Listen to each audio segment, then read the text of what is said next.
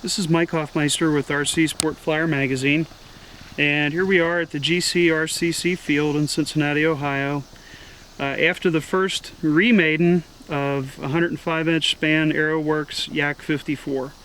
This plane has about 80 flights on it with the DA-100 light, and we've just re-engined it and installed the DA-120 in its place. We'll highlight a few other changes that had to be made at the same time as a result of the engine's lighter weight. The DA-120 is actually 2/3 of a pound lighter than the DA-100 light. So we'll take a look here. You see we're running a power safe receiver. You see these two Velcro patches. Previously we had one of the two A123 receiver packs mounted here, which as you can see is well behind the fuel tank and well behind the CG. The other receiver pack has been right next to the fuel tank for many months, including with the DA-100. So we've taken one receiver pack and moved it from here up to inside the engine box. So there you can see it right there, just forward of the main firewall inside the engine box.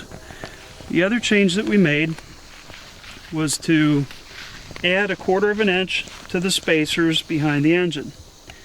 So you can kind of see the spacer closest to the firewall is a little bit different color. It's not as shiny as the rest.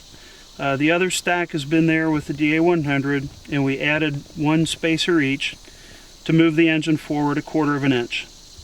That required lengthening the throttle push rod and the fuel hose, but it actually put the propeller in the same place, since the forward end of the engine is about 1/4 of an inch shorter than the DA-100 light. The spark plugs go straight out the sides on the DA-120 versus angled on the DA-100 and 100 light, but they still fit inside the AeroWorks cowl with plenty of room to spare, so no modifications required there. And the exhaust stacks, because of the engine being shifted 1/4 of an inch further forward, they had a slight interference on the cowling, which was easily rectified by just slightly enlarging the holes for the stacks to protrude through.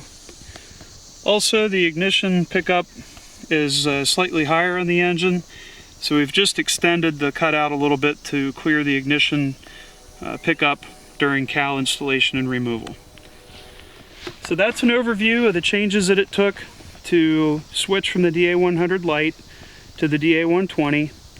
Static thrust is up from about 46 pounds to about 60 pounds, and at the same time we've taken more than 1/2 pound of weight out of the airplane, and it's now coming in at just about 29 pounds.